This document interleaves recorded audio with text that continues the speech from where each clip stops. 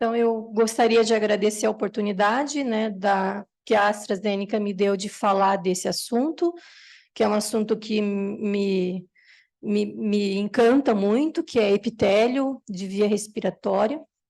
E queria dizer que, apesar de ser um espaço produto, a aula foi feita por mim, e os slides têm só o template da AstraZeneca, mas eu que acabei fazendo a aula, e agradeço a Carol as sugestões de literatura, que ela me deu várias, 11, né? E não são literaturas muito fáceis, mas eu acho que só assim que a gente acaba estudando, quando a gente se força a tal, né?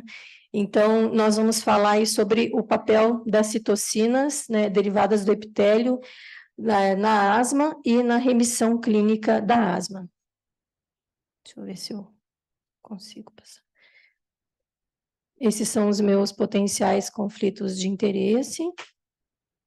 E eu queria falar sobre um assunto que a gente aprende aí no início da faculdade, né, no segundo semestre, que a gente tem histologia, porque o primeiro a gente tem citologia, e algumas coisas que a gente não chega a estudar profundamente por causa do conteúdo na faculdade, mas eu acho que como pneumologista a gente precisa saber, porque a gente precisa entender o que tem de novas situações a surgir.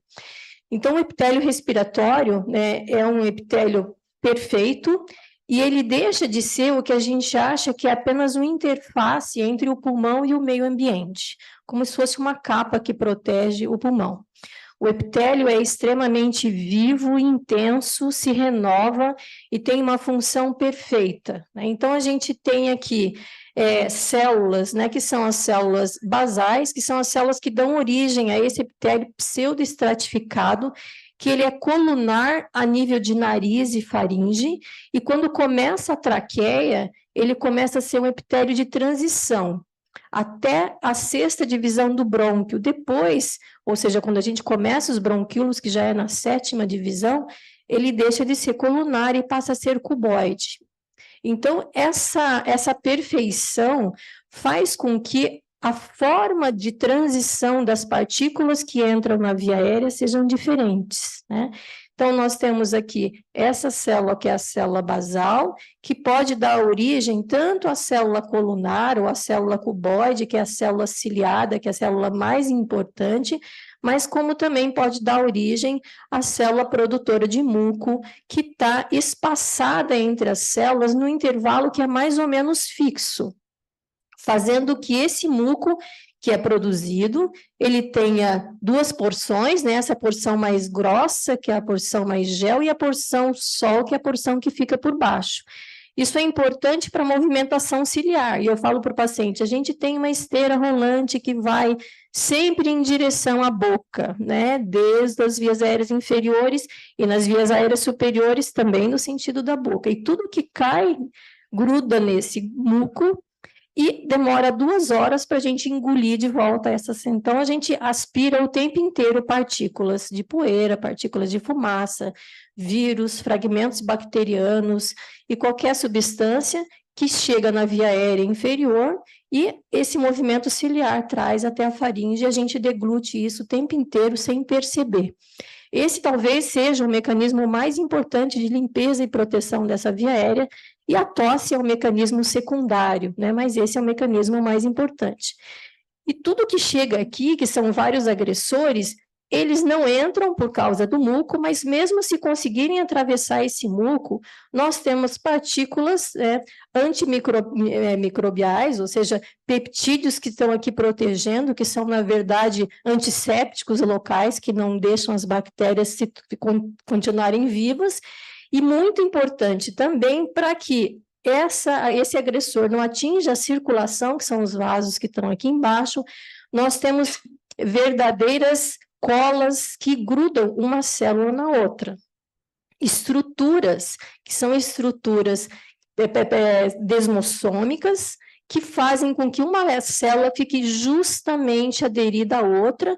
As principais estruturas são os TJs, que são as estruturas superiores no ápice da célula, e os AJs, que ficam aqui, que são, na verdade, colas que aderem uma célula à outra. Isso tem uma rigidez tão grande que é praticamente impossível passar uma partícula entre uma célula e outra. Tá? E, além disso, essas células, elas estão ancoradas por desmossomos numa camada que a gente chama aqui de membrana basal, que é um material inerte, que tem uma estrutura que é como se fosse um leve esqueleto, e tudo isso está sustentando esse epitélio. Isso funciona de uma forma perfeita. Esse epitélio vai ser a vida inteira agredido. E talvez a parte mais importante disso sejam essas duas camadas ou as duas estruturas de adesão entre uma célula e outra que mantém as células coladas.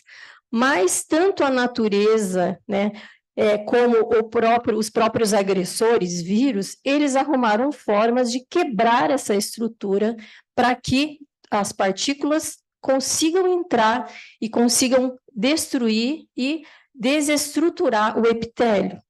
Os fatores de agressão mais, até coisas que eu achei diferentes, tinham lá pesquisas sobre agressão de sabão em pó, de uso doméstico. Tem pacientes que falam, quando eu aspiro sabão em pó, eu dou uma tossida. Naftalina, deve ter Vic Vaporub, só que acho que eles não sabem o que é também, que são capazes de destruir essas camadas, essa partícula de adesão, essa estrutura de adesão, entre elas pseudomonas, né, Staphylo aureus, pessoas colonizadas por Staphylo aureus, né, alguns agressores específicos, né, da natureza, como alguns fungos, e as duas estruturas que mais fazem essa destruição, que é o rinovírus e o vírus sincicial respiratório, explicando por que tanta exposição na infância pode fazer com que aquele bebê chiador, se geneticamente predisposto, se torne um asmático, porque a quebra dessa estrutura pode fazer com que o paciente realmente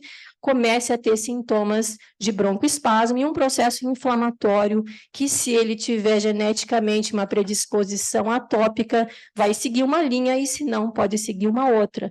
Então, a quebra dessas estruturas pode significar o início do processo inflamatório lesivo para a via aérea.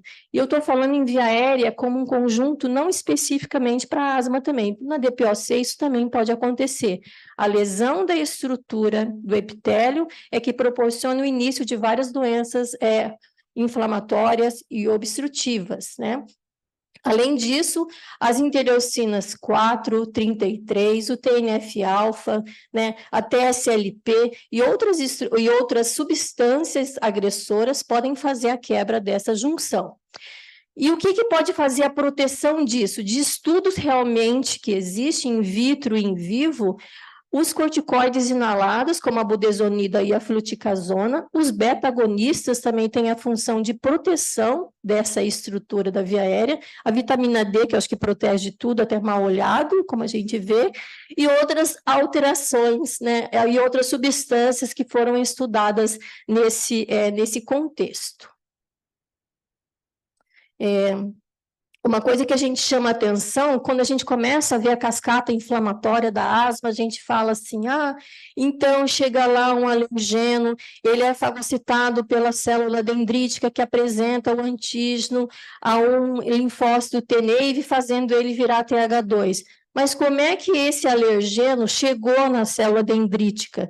A célula dendrítica não tem condições de subir até lá, ela está aqui embaixo do epitélio, ou seja, o alergeno chegou até lá porque essas estruturas de adesão foram rotas, foram agredidas. E o que provoca essa agressão e essa rotura são agressores antigos. Então, muitas vezes, ninguém vai se tornar atópico ou esse contato é tão precoce. Muitas vezes, realmente, são quebra dessas estruturas pelas agressões virais de muito tempo daquela criança ou daquele adulto, a via aérea, ou a poluentes, né, derivados de enxofre, de queima de substâncias de combustíveis fósseis. Então, várias agressões aconteceram, tabagistas passivos ou seja, mesmo o paciente sendo atópico, o contato do alergeno com a célula dendrítica para começar o processo inflamatório alérgico exige que realmente essa desestruturação aconteça. E substâncias como, né, a TSLP, a interleucina 3, a interleucina 4 e outros agressores são capazes de fazer essa quebra, expondo, então, os agressores à célula dendrítica para ele começar a cascata inflamatória. Eu chamo aqui a atenção de alguns genes que estão relacionados a, digamos, a facilitação da asma. Então, o paciente sempre pergunta, é uma doença genética? Sim, qual é o gene? São vários genes. E, provavelmente, a grande maioria desses genes, eles são expressados no próprio epitélio, né? Então, o MUC5A, que é um gene que está relacionado ao aumento da produção do muco, talvez esse paciente que tem esse gene seja aquele paciente que tem asma grave e que faz arrolhamento de secreção, e aquele catarro grosso, duro, que ele fala, que assim, doutora, meu catarro é marrom, é duro, parece que cola na garganta. Então, assim, talvez ele tenha realmente a expressão desse gene e a característica da doença seja diferente. Talvez o paciente realmente tenha genes que facilitam a quebra. Esse conjunto de genes, então, existem mais ou menos 11 genes que são expressados, estão relacionados à etiologia da asma e são expressados no epitélio. Então, sem dúvida nenhuma, o paciente tem o epitélio desestruturado e essa desestruturação epitelial acontece porque o paciente geneticamente é predisposto para que esses agressores façam o seu papel de desestruturar esse epitélio. Então, por isso que provavelmente explica que muitos pacientes são tabagistas de longa data e não têm uma bronquite tabágica, ou não tem enfisema, ou o agressor não chegou a fazer nenhuma desestruturação, porque geneticamente ele não é predisposto àquilo e tem um mecanismo de recomposição muito bom. Aquelas células, que são as células basais, rapidamente, para qualquer agressão, ela consegue recompor o epitélio.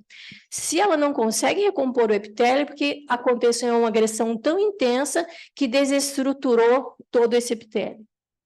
Bom, falando sobre as 3 interleucinas que são responsáveis pela sinalização inflamatória e que são originadas no epitélio, que é a TSLP, interleucina 25, interleucina 33, sem dúvida nenhuma na literatura, se dá muita importância para a TSLP pela amplitude de ação que essa alarmina tem em relação às outras células. Ela consegue atingir e sinalizar inúmeras células inflamatórias, não só relacionadas à asma, mas também relacionadas a outras doenças inflamatórias. Assim como a interleucina 25 e 33, existem pesquisas para drogas anti-interleucina 33, e a gente começa a perceber, estudando, que quem tem, por exemplo, uma expressão muito grande da interleucina 25 são pacientes cuja agressão viral no epitélio é muito mais intensa. E rapidamente esse paciente tem uma hiperreatividade pós-viral que se transforma numa tosse crônica. Então, talvez a interleucina 25 seja mais expressada naqueles pacientes que te procuram com tosse crônica e falam assim, olha, primeiro, toda vez que eu tinha um resfriado, eu ficava 3 meses tossindo, agora faz 8 anos que eu não paro de tossir. E a gente chama isso de tosse por hiperreatividade, tosse pós-viral prolongada. Então, assim, provavelmente essa sinalização seja muito mais pela interleucina 25. Já a interleucina 33 é uma interleucina que faz uma característica de asma extremamente eosinofílica, super agressiva, com remodelamento precoce, com a formação de muito muco. Então, talvez esse asmático seja muito mais expressor da interleucina 33. E a TSLP é uma interleucina que tem uma gama gigantesca em todas as outras células, inclusive nos neutrófilos também, né? Nos linfócitos 17, ou seja, Isso daqui está regendo todo esse processo inflamatório.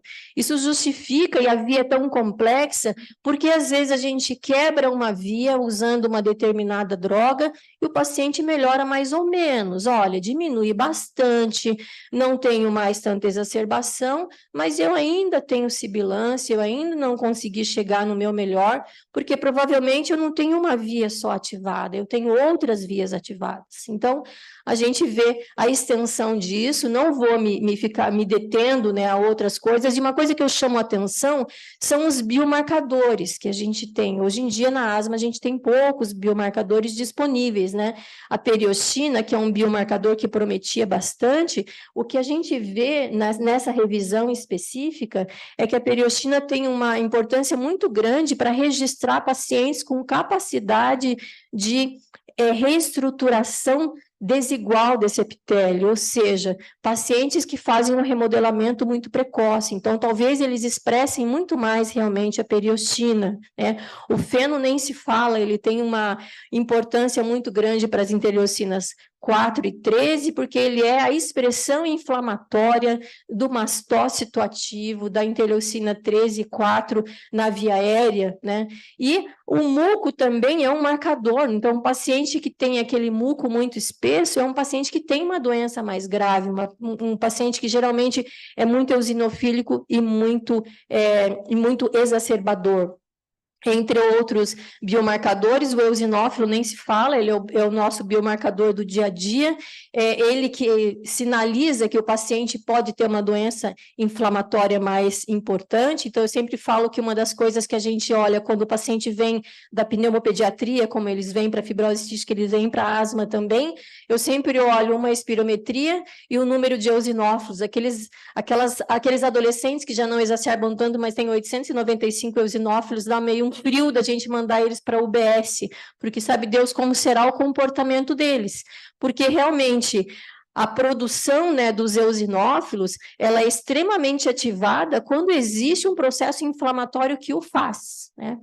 E uma interleucina que a gente fala assim, quando produz o linfócito TH2, a gente solta todas aquelas interleucinas básicas, a 4, a 5 e a 13, em alguns estudos, principalmente depois de 22, esse aqui não aparece, aparece a interleucina 9.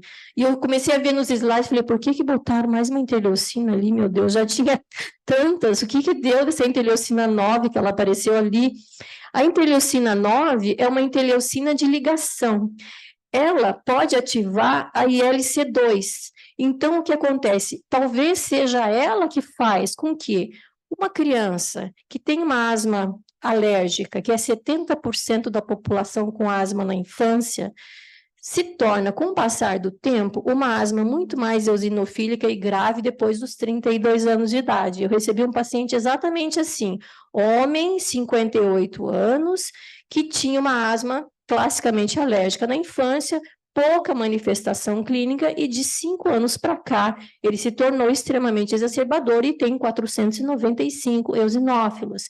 Talvez essa interleucina 9 é que vai cutucar a ILC2 para ela começar a produzir eosinófilo, e a asma dele, que era uma asma alérgica com uma boa perspectiva, passa a ser uma asma eosinofílica muito grave, porque a gente sabe hoje em dia que as asmas graves eosinofílicas provavelmente correspondem a 70% das asmas, tá?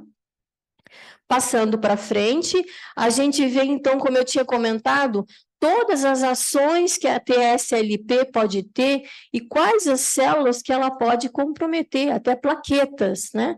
E também a gente vê o aumento, né, do estímulo sensorial, explicando por que os pacientes às vezes têm muito mais tosse, e existem pacientes que têm a tosse variante asma por irritação, e a gente sabe que às vezes o paciente não tem muita celularidade, a impressão que ele tem só que é uma sensibilidade neural mesmo, eu falo que parece uma nevralgia do trigêmeo, que você não consegue ceder aquela dor.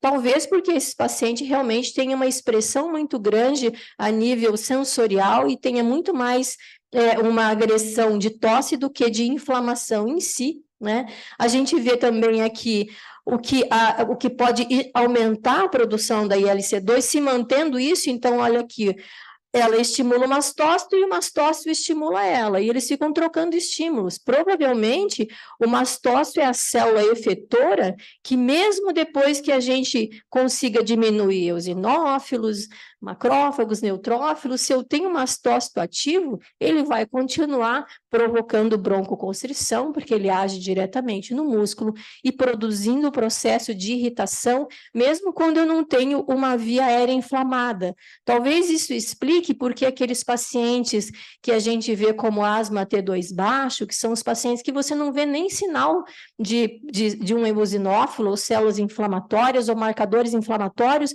mas o paciente continua tendo broncoespasmo, e muito broncoespasmo. Provavelmente quem está mantendo broncoespasmo é esse filho da mãe do mastócito, que não deixa de fazer isso. Ele está ali em cima da musculatura, fazendo a musculatura contrair e aumentando a possibilidade dessa musculatura se hipertrofiar.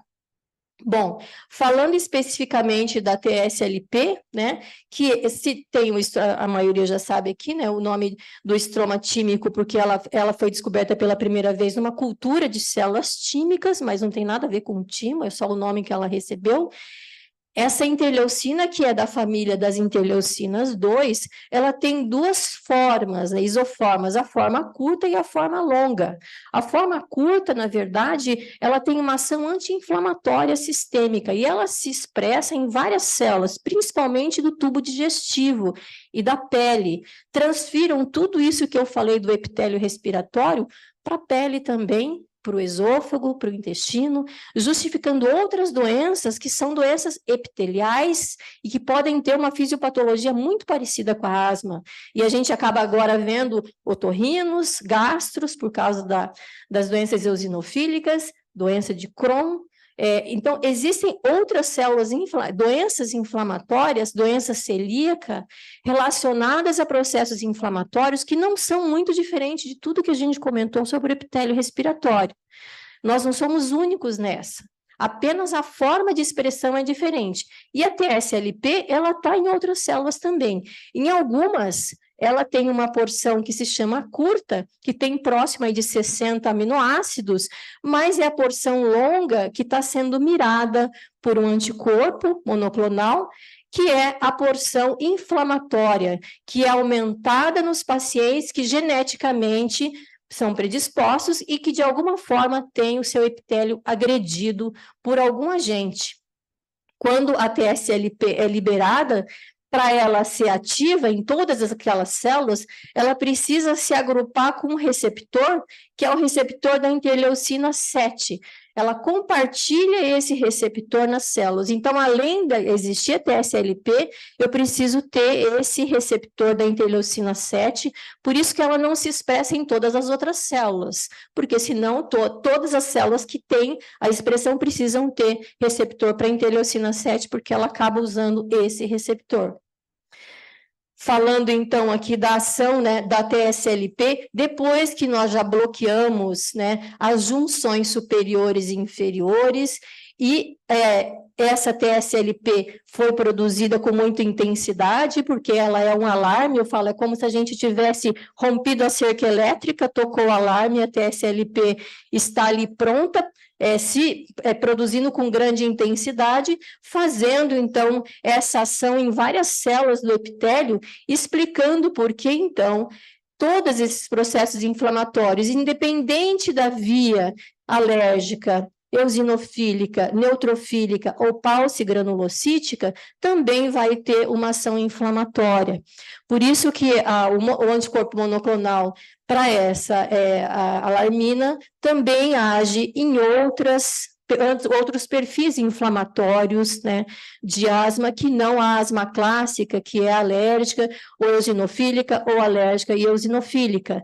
Com certeza, nos estudos a gente vê que a redução de frequência de exacerbação nessa população foi menor, foi próximo de 40%, chegando aqui a 70% nos que são asmáticos graves eosinofílicos e não eosinofílicos, até por causa da estrutura, da quantidade de inflamação, do tempo de evolução e das alterações estruturais que esse paciente tem. Eles têm muito mais a ação de mastócitos do que de outras células.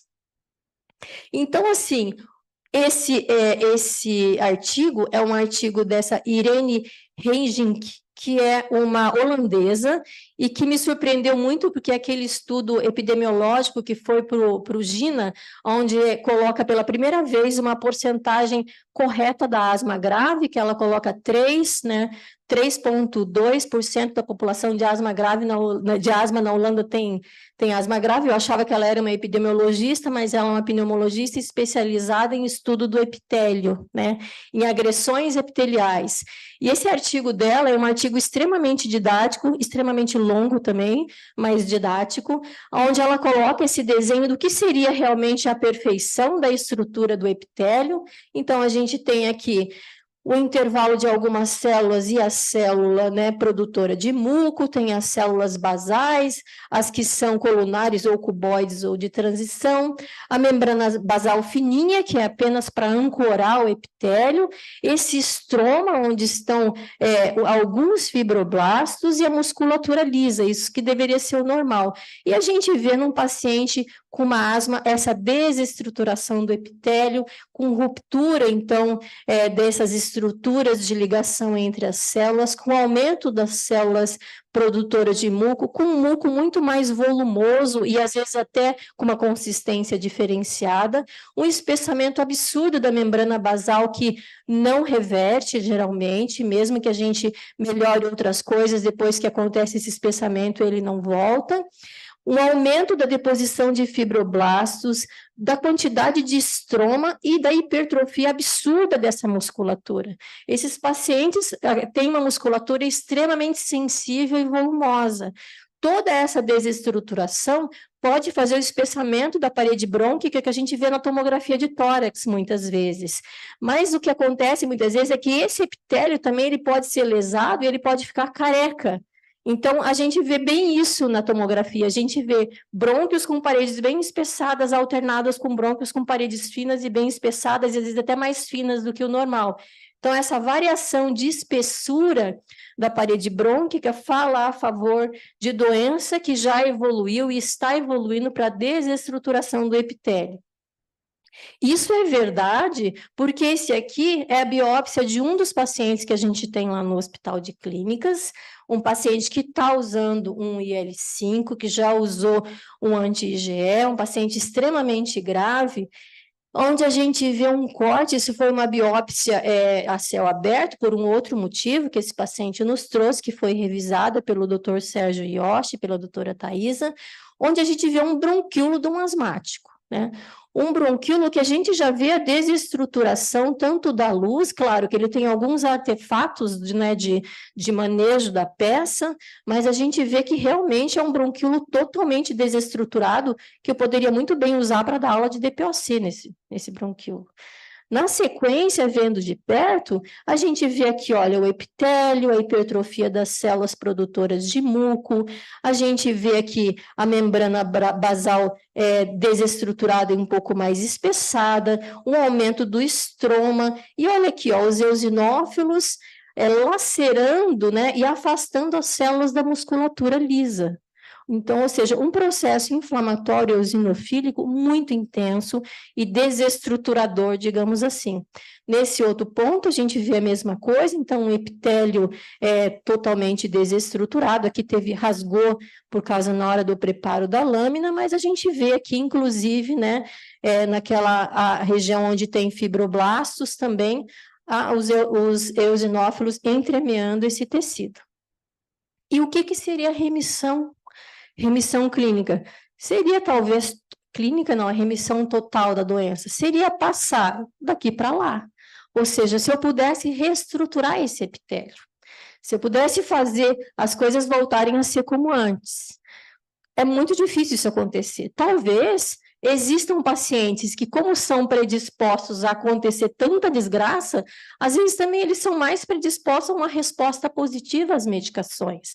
Acredita-se que essa reestruturação possa acontecer próximo de 15% a 20% dos asmáticos graves nos estudos, ou seja, pacientes que têm uma resposta bem positiva e geralmente pacientes que recebem a medicação com não tanto tempo de evolução assim, que são aqueles pacientes que têm a doença às vezes há 4 4, 5, 6 anos mais grave, onde você trata e você consegue uma resposta muito positiva. Então, remissão é o estado ou período com baixa ou ausência de atividade de uma doença, seja espontaneamente ou resultado de uma terapêutica, né? A remissão clínica, ela é caracterizada, então, por 4 pontos importantes, ou seja, controle de sintomas, aqui com ACQ menor do que 1,5, melhor ainda, menor do que 0,75, aqui seria, eu falo, isso aqui é um CAT de 20, aqui é um CAT de 25, que seria 100%, né? O paciente com 0 exacerbações, paciente com 0 uso de corticoide oral, e paciente que ganhou pelo menos 100 ml de VF1 e mantém essa melhora. Esse paciente estaria em remissão clínica, e é isso que a gente gostaria de que acontecesse. Esse estudo é um estudo que foi apresentado como um pôster, né, no ATS do ano passado, e em pacientes que foram pegos, são 310 pacientes, que foram pegos de 3 estudos do benralizumab, e esses pacientes, em 6 meses, eles tiveram uma resposta muito positiva. O que a gente observa é que 83% desses pacientes, em 6 meses, dos 310 pacientes com asma grave tratados com benralizumab, eles tiveram uma resposta positiva, pelo menos com 2 desses critérios de remissão clínica, ou seja, uma resposta extremamente positiva em 6 meses. E 53% em 6 meses tiveram 3, né, desses critérios. E a gente observa que a melhora realmente clínica, chegando a um ACT de 25, aconteceu em 18%. Provavelmente, esses pacientes que responderam em 6 meses e conseguiram chegar a ter um controle praticamente total da sua doença em 6 meses, são aqueles pacientes que são hiperrespondedores e são pacientes que vão ter uma possibilidade de ter remissão clínica. Então, terminando a minha apresentação, as minhas mensagens são que o epitélio respiratório é muito mais do que uma simples barreira entre o meio ambiente e os pulmões. A melhor compreensão dos elementos, funções e interligações de células e interleucinas da cascata inflamatória na patogênese da asma grave permitiu o surgimento de novas e mais precisas terapias, que as interleucinas epiteliais, que são as alarminas, elas apresentam um alvo cujo bloqueio pode reduzir em vários níveis a atividade inflamatória, que é muito lesiva para a estrutura da via aérea. E no contexto terapêutico da asma grave, atingir a remissão clínica deve fazer parte dos nossos objetivos de tratamento. Muito obrigada.